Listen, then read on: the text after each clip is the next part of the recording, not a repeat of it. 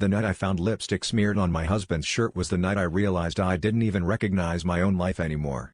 It was my favorite shade, rich, impossible to miss, and yet I hadn't worn it in months. I stared at the stain, heart in my throat, running through every possibility except the one that was screaming at me. He came home late, carrying the scent of someone else's perfume, and when I confronted him, he just laughed, said it must have transferred from me. But I knew it wasn't mine. I knew because the tube was still sealed, buried in the back of my makeup drawer, unopened. For days, I replayed every memory, every kiss, every argument, searching for the crack where things had started to fall apart. He was suddenly distant and secretive, always stepping outside to take calls, locking the bathroom door, avoiding my eyes when I asked simple questions.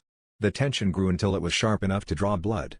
I tried to convince myself it was paranoia, that the truth couldn't possibly be so obvious, but the universe kept handing me clues I couldn't ignore: receipts for expensive dinners, a hotel key that wasn't ours, lipstick that matched mine exactly but had never touched my lips. The next time he came home late, I waited for him in the kitchen, the shirt with the stain draped over a chair. When he saw it, his face went white. I asked him straight out whose lipstick it was. He swore he didn't know, that maybe it was old, maybe it was nothing. I threw the sealed tube on the table between us and he just stared, lost for words, silent for the first time since this whole thing began. I could see the guilt, the calculation behind his eyes, but what he said next shattered everything. It was yours. She borrowed it from your drawer when she was here. That was when I realized the truth wasn't just about infidelity.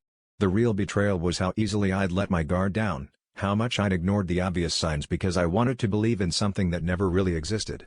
I wasn't just fighting for my marriage, I was fighting myself. For every moment I'd chosen denial over confrontation, comfort over truth. In the end, the lipstick wasn't a clue, it was a mirror. And I hated what I saw staring back at me.